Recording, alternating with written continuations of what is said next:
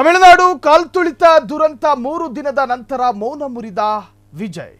CM ಸ್ಟಾಲಿನ್ಗೆ open warning ಕೊಟ್ಟ TVK chief. ನನ್ನ ಜೀವನದಲ್ಲಿ ಹಿಂದೆಂದೂ ಇಷ್ಟು ನೋವು ಪಟ್ಟಿರಲಿಲ್ಲ. ಅನಾಹುತಗಳು ನಡೆದು ಹೋಯಿತು. ಸಿಎಂ ಸ್ಟಾಲಿನ್ಗೆ ಓಪನ್ ವಾರ್ನಿಂಗ್ ಕೊಟ್ಟ ಟಿವಿಕೆ ಚೀಫ್.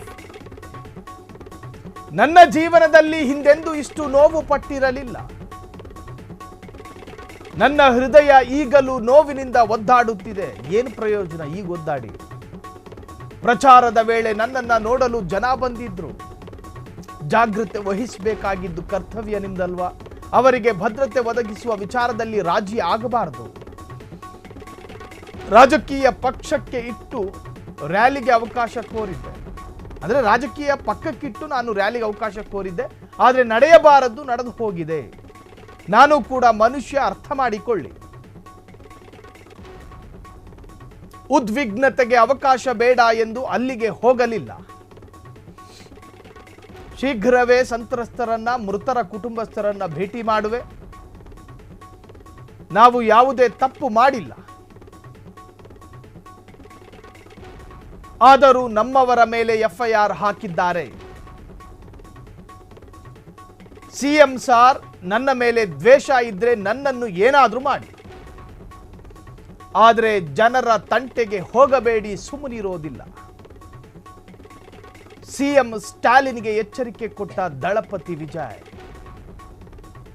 ಕಾಲ್ತುಳಿತ ದುರಂತ 3 ದಿನದ ನಂತರ ವಿಜಯ್ ರಿಯಾಕ್ಟ್ ಮಾಡಿದ್ದಾರೆ.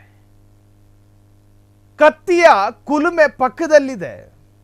ಆ ಕುಲುಮೆ ಪಕ್ಕದಲ್ಲಿ ಸಿಲಿಂಡರ್ ಗ್ಯಾಸ್ ಫ್ಯಾಕ್ಟರಿ ಓಪನ್ ಮಾಡ್ತೀನಿ ಅಂದ್ರೆ ಆಗುತ್ತೇನು? ಮುಂಜಾಗ್ರತೆ ಕ್ರಮಗಳು ಬೇಡವಾ?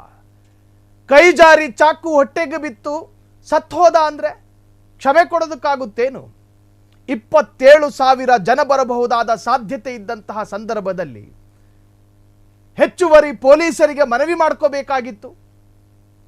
ಪ್ರೋಗ್ರಾಮಿನ ಮುಂಚಿತವಾಗಿಯೇ ಸರ್ಕಾರದ ಜೊತೆ ಒಂದು ಸುತ್ತಿನ ಮಾತುಕತೆಯನ್ನು ನಡೆಸಬೇಕಾಗಿತ್ತು. ಹತ್ತಿರದ ಹೈದರಾಬಾದ್ನಲ್ಲಿ ಈ ಹಿಂದೆ ನಡೆದಂತಹ ಘಟನೆಗಳು ನಿಮಗೆ ಪಾಠ ಕಲಿಸ್ಲಿಲ್ವಾ? ಬೆಂಗಳೂರಿನ ಚಿನ್ನಸ್ವಾಮಿ ಸ್ಟೇಡಿಯಂನಲ್ಲಿ ನಡೆದಂತಹ ಕಾಲ್ತುಳಿತ ನಿಮ್ಮ ಕಣ್ಣು ಹೊಡೆದೋಗಿತ್ತ? ಅಥವಾ ತಾತ್ಕಾಲಿಕ ಅಂಧತ್ವ ಬಾಧಿಸಿತ್ತ? ಅಲ್ಲಿನ ಡಿಎಂಕೆ ಪಕ್ಷ ಆಗಿರಲಿ ಅಥವಾ ಟಿವಿಕೆ ಅನ್ನುವಂತಹ ನೂತನ ಪಕ್ಷ ಆಗಿರಲಿ, ನಿಮಗೆ ವಿವೇಚನೆಗಳಿಲ್ವಾ? ದೂರದೃಷ್ಟಿ ಇಲ್ವಾ? ತಮಿಳಿಗರು ತನ್ನ ಹೀರೋ ಅನ್ನ, ತನ್ನ ರಾಜಕಾರಣಿಯನ್ನ ಎದೆ ಮೇಲೆ ಇಟ್ಕೊಂಡು ನಡೆದಾಡುವಂತಹ ದರಿದ್ರ ದೌರ್ಬಲ್ಯ ಹೊಂದ್ಕೊಂಡಿರೋರು ಅಲ್ಲಿನ ಜನ. ಹಾಗಾಗಿ ಹೀರೋ ಅನ್ನ ಹತ್ತಿರದಿಂದ ನೋಡಬೇಕು ಅನ್ನೋ ಧಾವಂತಕ್ಕೆ ಬಿದ್ದು ಎದುರುಗಡೆ ಬೆಂಕಿ ಇರಲಿ, ಮಣ್ಣಿರಲಿ, ಕಲ್ಲಿರಲಿ ತುಳ್ಕಂಡೇ ಬರ್ತಾರೆ ಎನ್ನುವಂಥ ಸಣ್ಣ ಅರಿವು ನಿಮಗಿಲ್ದಂಗಾಯ್ತಲ್ಲ. 38 ಜೀವಗಳು, ತಂದೆಯನ್ನ ಕಳೆದುಕೊಂಡಂತಹ ಮಕ್ಕಳು ಇವತ್ತು ಅನಾಥರು, ಗಂಡನನ್ನ ಕಳೆದುಕೊಂಡಂತಹ ಹೆಂಡತಿ ವಿಧವೆ, ಆಧುನಿಕ ವಿಧವೆ, ಸಣ್ಣ ಮಕ್ಕಳನ್ನ ಕಳ್ಕೊಂಡಂತಹ ಕುಟುಂಬ ಅನಾಥ. ನನ್ನ ಹೃದಯ ಛಿದ್ರವಾಗಿದೆ, ನನ್ನ ಎದೆ ಒಡೆದು ಹೋಗಿದೆ ಅಂದು ಯಾರಿಗೆ ನೀವು ಸಮಾಧಾನ ಹೇಳ್ತೀರಿ? ಮನುಷ್ಯ ಮಕ್ಕಳನ್ನ ಕಳೆದುಕೊಂಡ ಕುಟುಂಬಸ್ಥರ ಆಕ್ರಂದನ, ರಾಜಕೀಯ ತೀಟೆ ತುಂಬಿರುವಂತಹ ತಲೆಗಳಿಗೆ ಅರ್ಥ ಆಗೋಲ್ಲ. ತಮಿಳುನಾಡಿನ ಇತಿಹಾಸದಲ್ಲಿ ನಾನು ಎಂದೂ ಕಂಡು ಕೇಳರಿಯದ ದುರಂತ ಇದು ಅಂತ ಹೇಳಿ ಮಾತಿನ ಸೌಂದರ್ಯಕ್ಕೆ ನೀವು ಏನು ಬೇಕಾದರೂ ವಾಕ್ಯಗಳನ್ನು ಹೇಳಬಹುದು. ಆದರೆ ನೊಂದು ಬೆಂದಿರುವ ಹೃದಯಗಳಿಗೆ ಜೀವವನ್ನು ಹಿಂತಿರುಗಿ ಕೊಡೋದಕ್ಕೆ ಸಾಧ್ಯನಾ?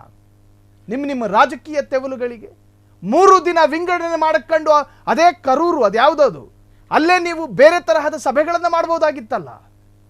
ಒಂದು ಕಲ್ಲಿಗೆ ಒಂದೇ ಸಭೆ ಅನ್ನೋ ಥರ ಒಂದೇ ದಿನ ಏರ್ಪಾಡು ಮಾಡಿದ್ರಿ. ತಮಿಳುನಾಡಿನ ಇಂಟೆಲಿಜೆನ್ಸ್ ಕೂಡ ಇವತ್ತು ಪ್ರಶ್ನಾರ್ಥಕವಾಗಿದೆ. ಅಷ್ಟ ದಿಕ್ಕುಗಳಿಂದ ಜನ ಲಾರಿಗಳಲ್ಲಿ ಬರ್ತಾ ಇದ್ರಂತೆ. ಒಂದೇ ಒಂದು ನಾಕಾಬಂದಿ ಇರಲಿಲ್ಲ. ನೋಡಿ ದುರಂತ ನೋಡಿ. ತಮಿಳುನಾಡಿನಂತಹ ತಮಿಳುನಾಡು, ಕರುಣಾನಿಧಿ ಕಂಡಂತಹ ತಮಿಳುನಾಡು, ಜಯಲಲಿತಾ ಕಂಡಂತಹ ತಮಿಳುನಾಡು, 27,000 ಜನ 27 ಕಡೆಗಳಿಂದ ಲಾರಿ ತುಂಬಿಕೊಂಡು ಬರ್ತಾ ಇದ್ದಾರೆ. ನಾಕಾಬಂದಿ ಇಲ್ಲ. ಅತ್ಯಂತ ದುರಂತ ಮತ್ತು ವಿಪರ್ಯಾಸ. ಇಡೀ ತಮಿಳುನಾಡು ರಾಜ್ಯ, ಅಲ್ಲಿನ ಕಾನೂನು ಸುವ್ಯವಸ್ಥೆ ಈ ಕ್ಷಣದವರೆಗೂ ಕೂಡ ಪ್ರಶ್ನಾರ್ಥಕ. ಕಡೆಯದಾಗಿ ನಟ ವಿಜಯ್ ಕಾಲ್ತುಳಿತ ಪ್ರಕರಣಕ್ಕೆ ಸಂಬಂಧಪಟ್ಟ ಹಾಗೆ ಅಧಿಕೃತ ರಿಯಾಕ್ಟ್ ಮಾಡಿದ್ದಾರೆ. அனைவருக்கும் வணக்கம். என் லைஃப்பில் இந்த மாதிரி ஒரு பெயின்ஃபுல்லான ஒரு சிச்சுவேஷனை நான் ஃபேஸ் பண்ணதே கிடையாது. மனசு முழுக்க வலி, வழி மட்டும்தான். இந்த சுற்றுப்பயணத்தில் என்னென்ன மக்கள் பார்க்க வராங்க, அதுக்கு ஒரே ஒரு காரணம் தான், அவங்க என் மேலே வச்சிருக்கிற அன்பும் பாசம். அந்த அன்புக்கும் பாசத்துக்கும் நான் எப்பவும் கடமைப்பட்டிருக்கிறேன். அதனால தான் இந்த சுற்றுப்பயணத்தில் மற்ற எல்லா விஷயங்களையும் தாண்டி மக்களுடைய சேஃப்டி, அதில் எந்த காம்ப்ரமைஸும் பண்ணிடக்கூடாதுன்றதுக்காக தான் அது என் மனசில் ரொம்ப ஆழமாக இருக்கும் அந்த எண்ணம். ಕ್ಷಣ ಕ್ಷಣದ ಸುದ್ದಿಗಳಿಗಾಗಿ ಫ್ರೀಡಂ ಟಿವಿ ಸಬ್ಸ್ಕ್ರೈಬ್ ಮಾಡಿ, ಲೈಕ್ ಮಾಡಿ ಹಾಗೂ ಫಾಲೋ ಮಾಡಿ. ಹೊಸ ಸುದ್ದಿಗಳ ನೋಟಿಫಿಕೇಶನ್ಗಾಗಿ ಬೆಲ್ ಐಕಾನ್ ಮೇಲೆ ಕ್ಲಿಕ್ ಮಾಡಿ.